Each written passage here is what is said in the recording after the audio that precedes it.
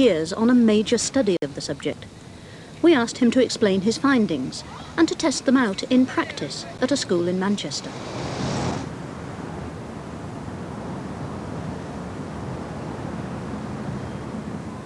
Here, on the edge of the big inner-city housing estates of Moss Side and Hulme, is Trinity High School. It's a mixed comprehensive for 11 to 16-year-olds, and it's a Church of England school, though as a matter of policy, it admits some children of other faiths.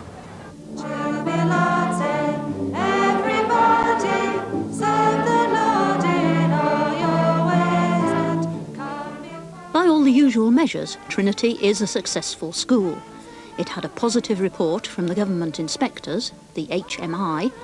It's got a good reputation and it's popular with parents. Almost as many applicants were turned away last year as were accepted. And the students themselves are, for teenagers, enthusiastic. Do you like the school? Yeah, it's really good. What's special about it? I don't know, the teacher's really good and there's loads of computers and that's what's good about it, 'cause it's really, you know, high tech. Do you have to work hard? Yeah, very hard. I'm in first year. So you've only just come to the school? Yeah. Do you like it? Yeah, it's brilliant. It's brilliant, is it? Yeah. Well, it's quite good. Everybody gets on with one another, you know. Even though there's so many races, they all get on. No racism at all. Some teachers are strict, some are not. But if you come to think about it, when you get the punishment, it's fair for what you've done. I think they stretch you well, but they don't push you too hard, but they give you good opportunities to make the best of what you're doing in your work. What about the teaching? Is that good? Yeah, especially maths, because normally we just do boring things like add and subtract, but here we do investigations and whole hours on investigations and just general non-boring things. So how does a school like Trinity achieve its success? Most people agree that good teaching is the most important feature of a good school. But what makes good teaching? Here in the Learning Resource Centre, first-year pupils are taught basic study skills, how to research and evaluate information, and how to present their work. What does this show about the school? I think a positive attitude on behalf of the whole staff towards young people and a positive attitude towards learning, that learning can be fun, that it's worthwhile. Here, for instance, pupils are learning how to learn, and that's an important message to them. What about academic expectations? Parents often worry about those. Yes, indeed, and HMI are always saying that expectations are too low. I think expectations are crucial, and a school staff that can get the message across to young people that they can learn and that they can achieve is on a very strong wicket. What size is it, big or small? Small. What shape was it? Yeah, and we felt the end of it. If expectations of high academic achievement are important, how can teachers get this across in the classroom? Yes, you know, you have to put it... If you're a pupil in a class and a teacher asks you a question and gives you a long time to answer and helps you with the answer and then praises you, that's one set of expectations. If, on the other hand, a teacher asks you the question and goes off to another pupil before you've even had time to say a word, then that's a very definite expectation, a low expectation that you're getting the message about. Professor Mortimer's views were confirmed by Her Majesty's inspectors in a major review of secondary education published earlier this year. The inspectors praised lessons which were relaxed but orderly, and teachers who could arouse pupils' interest. The way things are taught can also provide an incentive to learning, according to Professor Mortimer's findings. One of the interesting points from the research is that young people like doing practical things. Not surprising, really, given that they spend a lot of time just sitting around at tables and chairs. They actually like doing things, and they learn a lot from it. It's a point the inspectors also made in their report last month on GCSE. The more practical teaching for the new exams, they said, had boosted performance. But practical methods are not always appropriate, and Professor Mortimer says the good teacher needs to be flexible, switching from one method to another as and when necessary. Are the same. Then you are sure that all the water has gone, right? Now that's the process, in fact. Sometimes whole class teaching is the most effective way of conveying information or of leading pupils through a problem. Process. If it's a neighbour's house, then surely even if you're not close, you have some sort of relationship with them. Right, then it's a friend or someone of your family. To develop oral skills, discussion work is useful. Yeah, but it's her car, so if you can drive, you can... It's actually presuming that you're her age. No solo ida. No solo ida. Segunda clase. Segunda clase. And even old-fashioned repetition has its place. En la cola. Detrás de los paquetes.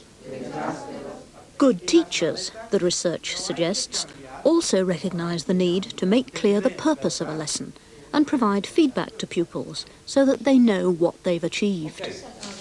Question 6.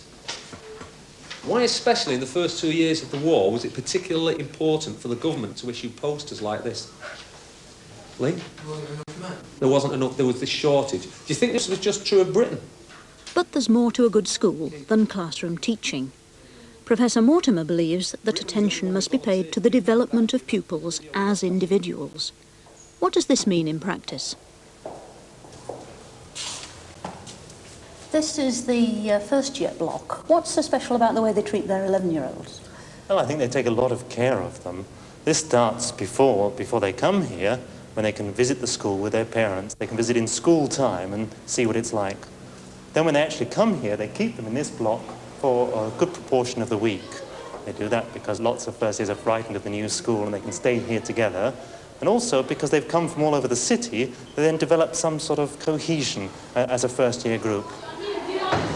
Concern for the individual shows in other ways too. In concern for equal opportunities, for instance. It's not unusual these days to find boys doing home economics.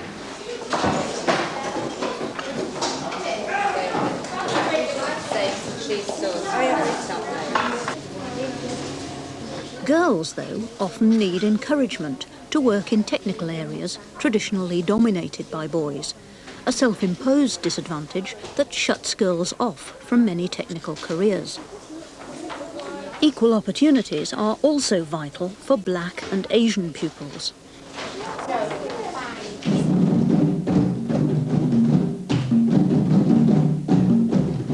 At Trinity, 25% of the pupils come from ethnic minority communities. Fostering mutual respect comes high on the school agenda, and ethnic music classes are an enjoyable way of getting to know a different culture.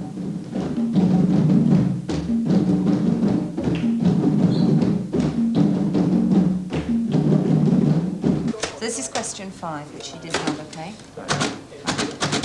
A stage can be illuminated. Children with special needs are another minority. Trinity houses a special unit for visually handicapped students. Their presence in the school is consciously used to help other pupils develop a caring attitude.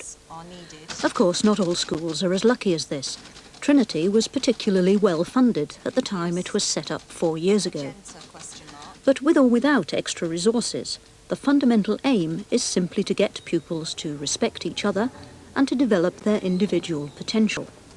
And the school's caring attitude is reflected in the pupils' behaviour. This is an interesting thing. You don't see it always in schools. Pupils' possessions left out in the corridors. It's a sign that there's a high expectation about the behaviour of the pupils, and correspondingly a trust by the pupils about the school. And that shows elsewhere as well, in an absence of graffiti, absence of damage, absence of litter. This is a school where students actually use the litter bins, and there's an encouraging lack of graffiti. How does the school achieve this level of responsible behaviour amongst its 900 pupils? Michael Evans, the head teacher, explains.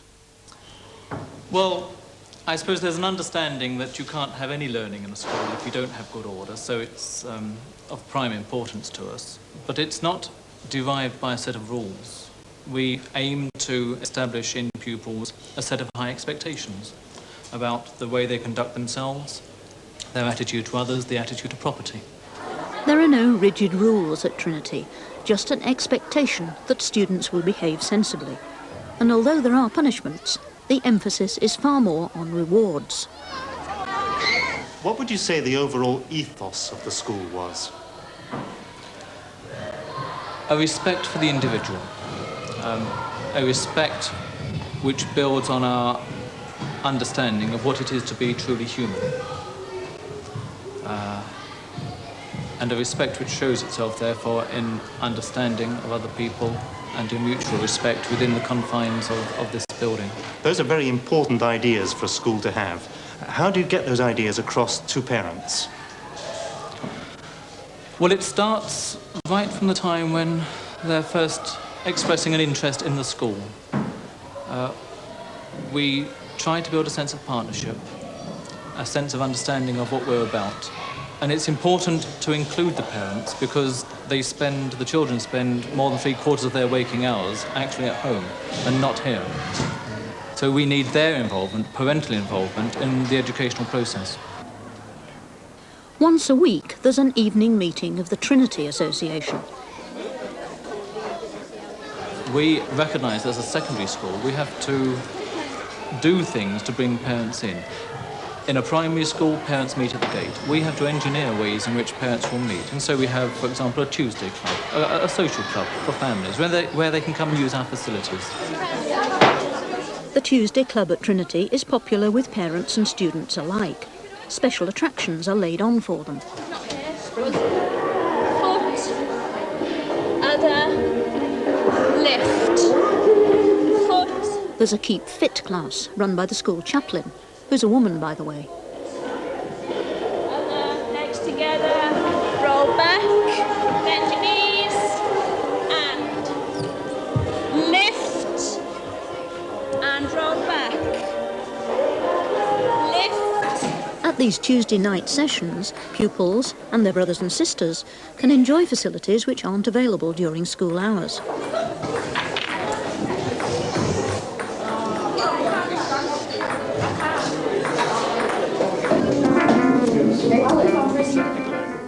And both parents and pupils enjoy a session on the electronic keyboards under the guidance of the music teacher.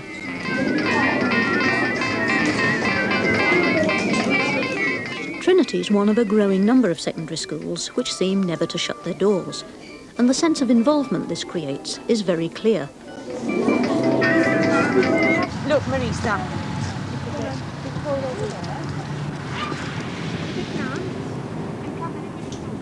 By 8:15 in the morning, quite a few youngsters are at school already. Some work on the school allotment, something of a luxury in the inner city.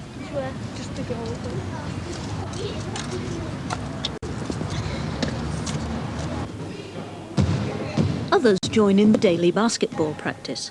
This and other out-of-school activities all show the level of involvement in school life. But is this just a reflection of the fact that Trinity is a church school? There isn't anything that we're doing here that, if I were head of a county school, we wouldn't also be trying to do. But the answer has to be yes, because there is a commitment. The school, in a sense, was an act of faith. It's a commitment which clearly springs from shared values, but not just those of the Church of England. Here are 3 of the prayers that would be said in the Sukkah. Baruch atah Hashem, Elokeinu melech haolam, asher kiddushanu b'mitzvotav, v'tzivanu leshev b'sukkah. I'm reminded that our Christian roots lie very deep in the Jewish faith, because those words of blessing over the bread and the wine are almost identical to the words we use to bless the bread and wine in the Christian Eucharist. It would have been quite wrong for the Church of England to have set up a school on the edge of Moss Side and Hume, which wasn't welcoming to all faiths, in such a way, and set up in such a way that we could see greater understanding ourselves through the beliefs of others. Whether it comes from a religious base or not, a common sense of purpose is important to any effective school, according to Professor Mortimer. And it's the head teacher who must establish this and set clear objectives for staff and pupils.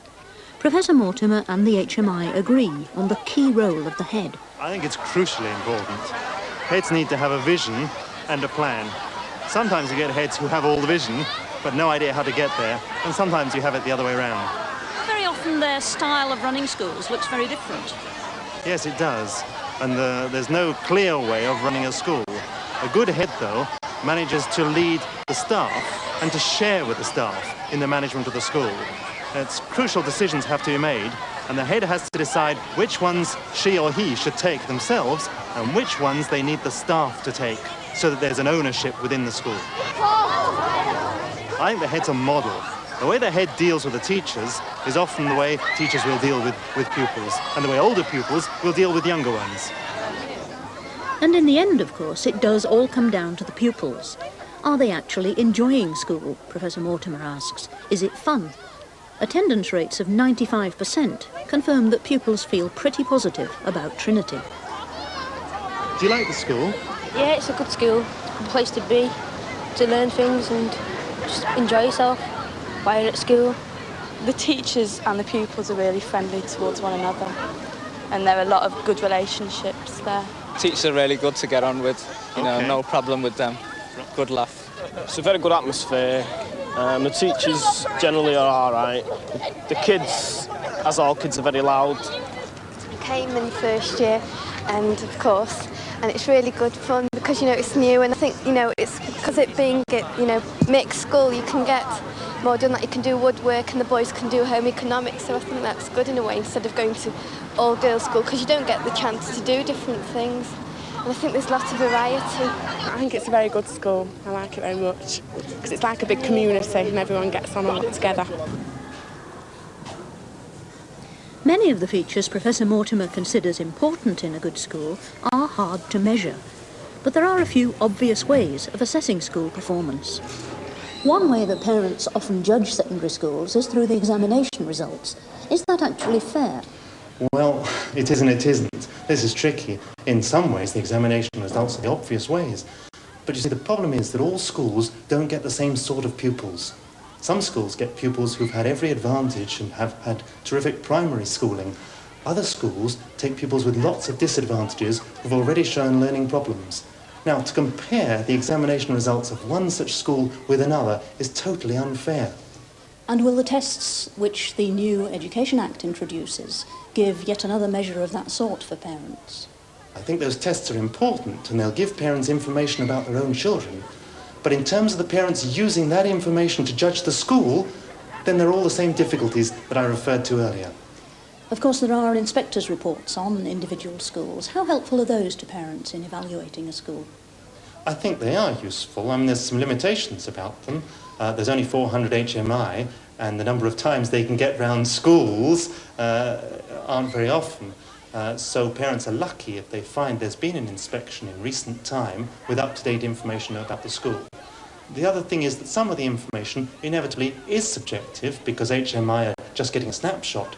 They're not there for the 5 years. They can't see the development. They can't see the progress that's taken place throughout the school. The new Education Act gives schools more responsibility for their own management and money. In the future, school performance may well be used as a measure of efficiency. But if exam results and inspectors' reports have their limitations, what other ways are there of measuring school success? Here at the Department of Education